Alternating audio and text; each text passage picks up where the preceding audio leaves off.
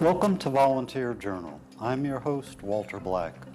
On Volunteer Journal, we introduce you to some of the persons who are improving the quality of life in our community through their involvement in volunteer-based programs. In a few minutes, we'll learn about an organization that provides important services to persons whose lives have been impacted by traumatic brain injuries. It's called the Houston Aphasia Recovery Center. But first, we'll visit with a representative of Urban Harvest, an agency that supports a large number of community gardens throughout Greater Houston and oversees related programs that enrich our local environment. Please stay tuned.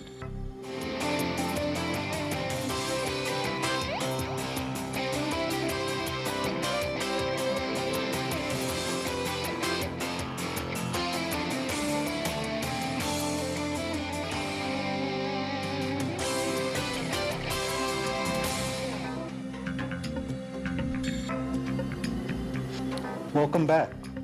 Our first guest is Mark Bowen, Executive Director of Urban Harvest. Thanks so much for coming, Mark. Walter, thanks for having me. I guess with an organization like Urban Harvest that has multiple programs, Mark, it makes sense to ask how the mission of the organization ties those various programs together. Sure, that's a great question. I think gardening and farming, all the programs revolve around gardening, farming, and of course horticulture. That's those are some activities that many of us have in common, and they also all revolve around helping our local community. We're very much focused on community development and using our three core programs, our community gardens program, our farmers market program, and our education program as tools to foster community development. That's a big part of what we're all about, helping communities become healthier, helping them develop themselves. And the programs are really excellent tools to help get everyone excited. And of course the gardening makes it fun, and the farming and the getting out there in the schools, and of course the cooking that goes with it, and the demonstrations, and so everyone has a really good time. And then of course the great thing is that there's really a lot of good that comes out of it. Sure. A lot of local jobs that are tied into these farms, local farm families that are able to determine what they want to do for a living and grow local food that's nice and healthy, and sell through their own farm stands, but also come to market. And of course, when they come to market, then it's a great way for those in the neighborhoods, that are surrounding the markets to kind of get connected with what it's all about, where their food comes from, what's involved with it. And then usually before you know it, they get to know the farmers. The farmers are coming themselves to market. And before you know it, the children are asking, can we grow some radishes at home, or carrots or tomatoes? My goodness, those were good. They didn't taste like cardboard. They were fresh, and most of the produce is picked that morning before a market. And so it gets people excited, and before you know it, they are growing food at home. And the neighbors are coming. They're inviting the neighbors over for potluck meals, and various people are growing at home, and then often that leads to a community. People start growing at home, and before you know it, they'd like some more space. They want that orchard or to grow on a larger scale, and that often fosters neighborhood community gardens where all sorts of people can come together and grow food. In many cases, it's food that's desperately needed in so-called food desert areas where there's not readily available access to fresh local food. And in other cases, it's more of a hobby, and it's a great place for people to make friends and get together. These community gardens are wonderful community gathering places and green spaces, and it's just really neat seeing people get excited about being part of their community and celebrating their community and their lives, with each other. It's just really exciting to see. Sure. How did you personally get involved? I personally got involved in the late 80s. I was a freelance horticulturist back then, and we also had a farm and garden supply store. And we started encountering some of the early gardeners who were building, just starting up gardens, just kind of in a spontaneous fashion in some of the inner city neighborhoods. And we started encountering some of those people. And then, of course, I ran into Dr. Bob Randall, Who's been on this show. And he was involved in the effort and the early community gardening effort, and then that led to a program that was part of Interfaith Ministries and the Hunger Coalition. That's what was the main tool in those days, those early days in the late 80s. Was this program through Interfaith Ministries, and then over time that led to it outgrew Interfaith Ministries, and it led to what we now know of as Urban Harvest in 1994. But Bob Randall specifically, I think, tried to get me interested, and I don't know if you'd say recruit, but he as he's so good at doing, he planted the seeds in my mind of interest and got me thinking about just the need that was out there for people to have better access to grow their own food, especially in low-income neighborhoods, and then what a great tool that is for bringing people together to bring about positive change in their neighborhoods and their communities. And so that's where it started with me, originally as a volunteer, and then I joined the staff, I believe about 3.5 years ago. I ended up joining the staff as a staff horticulturist, and then now I'm serving the role as the executive director. Very good. Well, let's look at the gardens a little more closely. According to your website, there are, 5 different types of gardens? There are many types of gardens. Of course, we talked about the gardens in low-income neighborhoods, the community gardens that where people are growing their own food and taking it home. That's a very common type of garden. Many of those are allotment, where each family has their own bed, their own allotted space. A good example of that is the Alabama Community Gardens, which is the oldest in Houston. It's over 25 years old now, and they have a waiting list. And so there are many that are that style. And then, of course, there are donation gardens where people get together and grow food and donate it to food pantries or soup kitchens, and those are still those are numerous and very popular. And there are, of course, market gardens where people are growing for market. In some cases, they're hobby farmers. In other cases, they really could use the income, and they're growing for market. Maybe they're growing for the community too, giving some food away, but also growing for market. And so those are getting, of course, more and more popular, especially in these challenging economic times.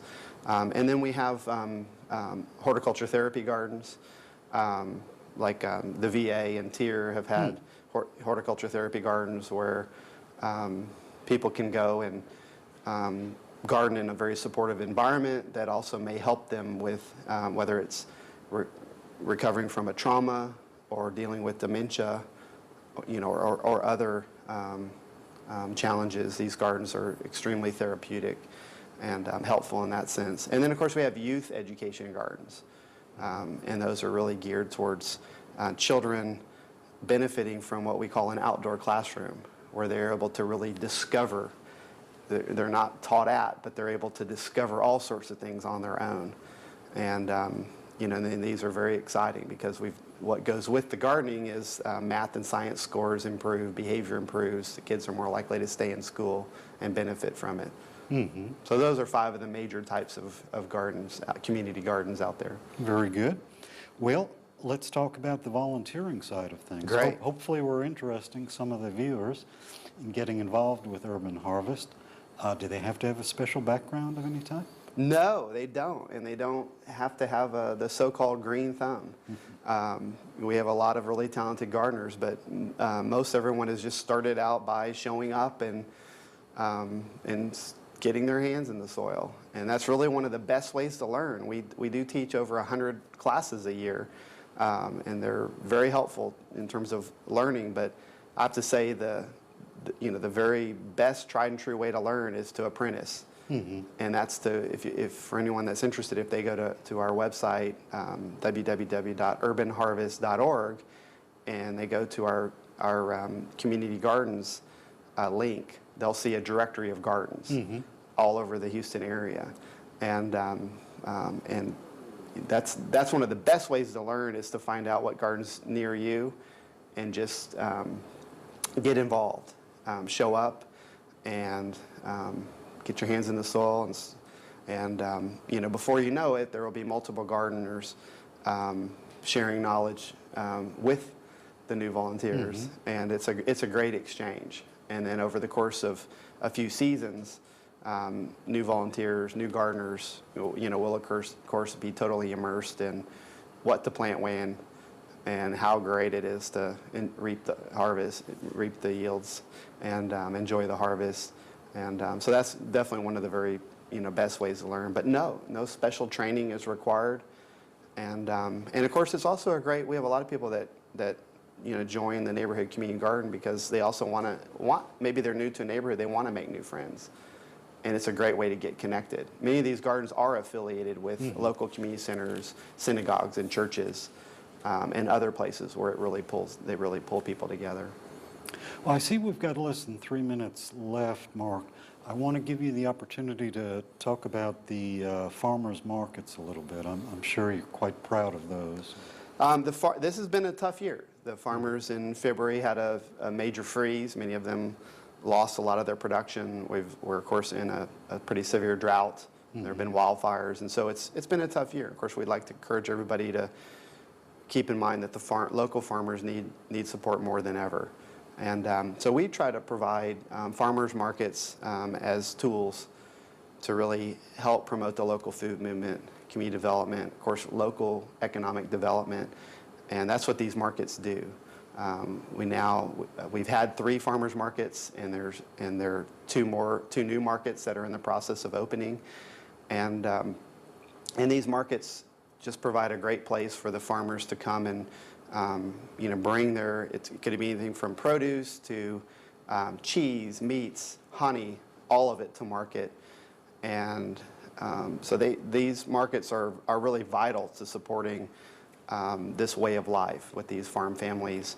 And then, of course, we also bring out all sorts of various nonprofits and gardening organizations. We love to collaborate. We bring them out to the market as well. We always have a nonprofit or a community partner of the week. And it's just a great way. These markets are really almost like little weekly community festivals. Everyone comes out. They make it a point to have their meetings at the market. They're not only farm products, but there are fresh, hot foods and value-added foods that are made with these farm products. And so people can come out and get a farm fresh breakfast or brunch, and then have a great time. Take in some local music from local artists, while stocking up on all these great farm products. And then, of course, they can enjoy finding out about volunteer opportunities right there at our Urban Harvest greeters booth, and just really enjoy communing with their friends as well. Very good. Well, I see we're running out of time, Mark. So in closing, could you give the Urban Harvest website and phone number for persons who want to find out about volunteering or the classes or the farmers markets? I'd be happy to. So our website is www.urbanharvest.org, and we have all sorts of links to our major programs, community gardens and farmers markets and education. And those that visit that site can just plug themselves right in, and we have various volunteer coordinators that are ready to help. And then our main phone number is 713-880-5540. And then, of course, these days, a lot of people also find us. We're on Facebook under Urban Harvest, and on Twitter at Urban Harvest as well. So there are multiple ways to catch us. Excellent. Well, thanks so much for being with us. Thanks so much for having me. While we transition to the next interview, we'd like to tell you about some other volunteer opportunities available in the greater Houston area.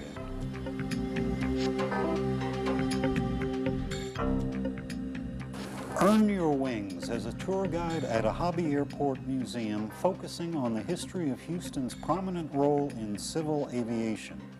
Duties will include greeting visitors, providing them with a basic overview of the museum, and walking them through the facility to help them enjoy the rich collection of aviation artifacts and memorabilia. In-depth training is provided. For more information, call Volunteer Houston at 713-965-0031. Help kids succeed in school and in life by volunteering for a character-building program based at 3 elementary schools, 2 in the Heights, the other in the East End. Teaming with instructors at the school of your choice, you'll help motivate at-risk youngsters to apply themselves academically. Program sessions take place immediately after school and last about 2 hours. Call Volunteer Houston at 713-965-0031 for further information. Take care of business as a volunteer at a popular thrift shop in the Spring Branch area. Taking on a weekly morning or afternoon shift on weekdays or Saturdays, you can assist customers with their selections and help sort, price, display, and sell donated merchandise. Proceeds from sales support a local church coalition's broad array of services to the needy. For information on this and other volunteer opportunities, please call Volunteer Houston at 713-965-0031.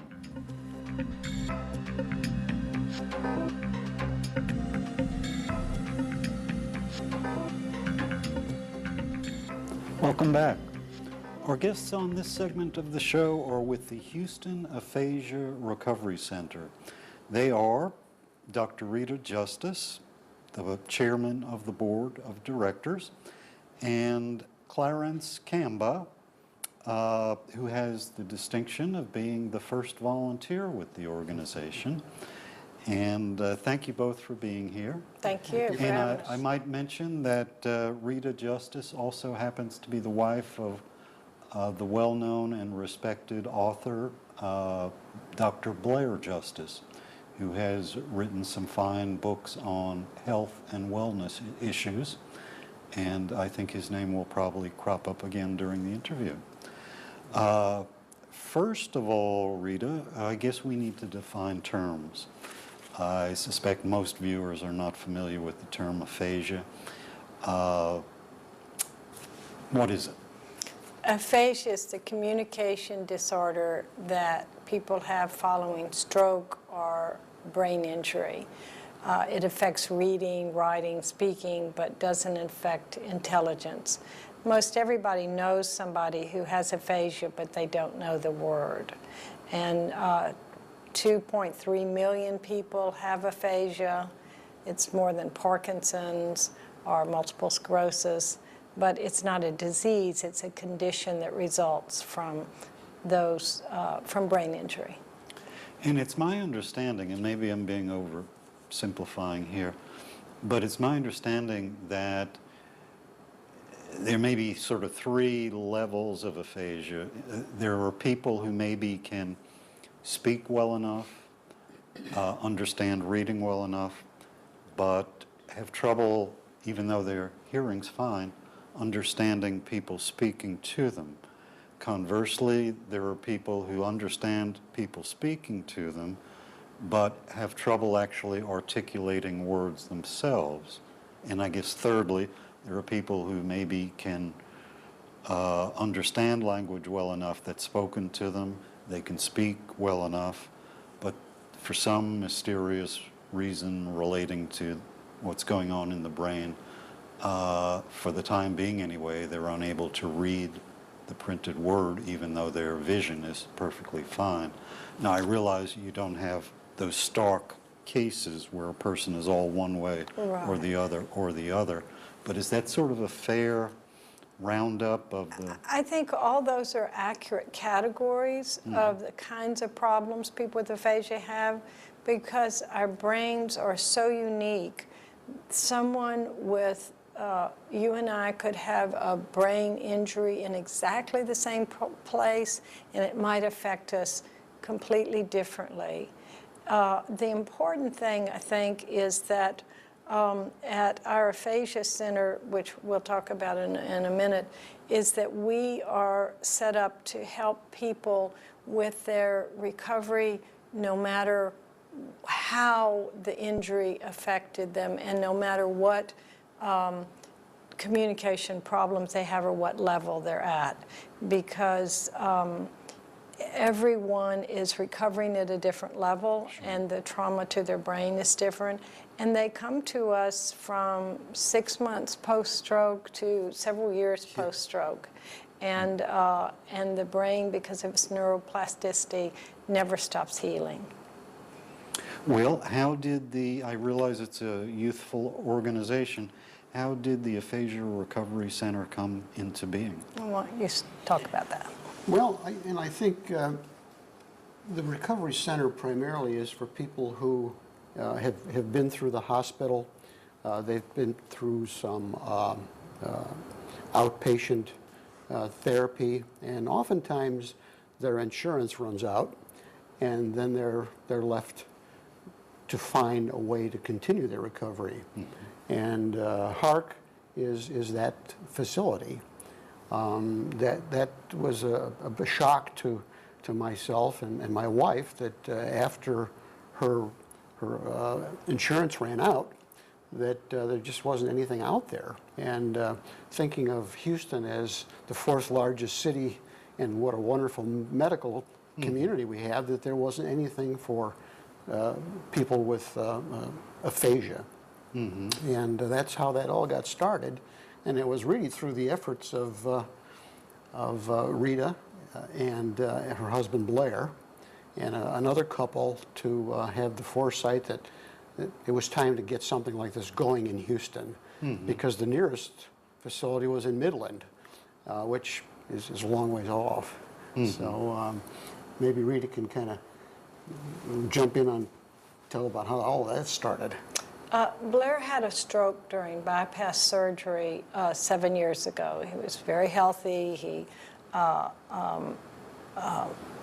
he had emergency surgery and flipped a clot that affected his speech. And he was one of the fortunate ones. After a few months, he largely recovered his speech and ended up on the board of the National Aphasia Association.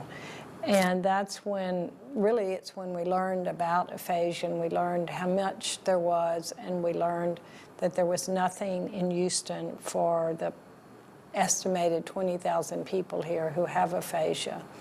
So we resolved to do something about that.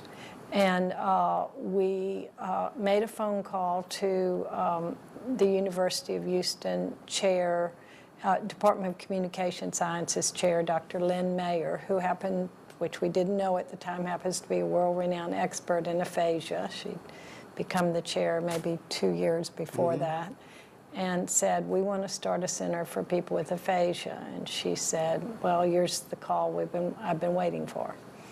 And so with another couple, Rick and Doris Spangler, who she had had a stroke and had aphasia, the 5 of us started from the ground, mission statement, vision statement, and everything. And that was about 3 years ago. We opened our doors a year and a half ago, and to create a wellness center.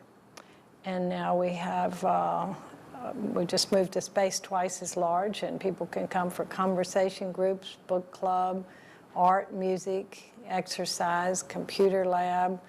What else, Claire, goes on there? Book club, writing workshops. Prepare and share, which is kind of like, what do they call that? Toastmasters. It's our version of Toastmasters. Poker games, Uno, bingo. I mean, we just have something going on all the time. Aphasia Community Task Force, where they go out in the community and tell businesses how they can help people with aphasia. Mm-hmm.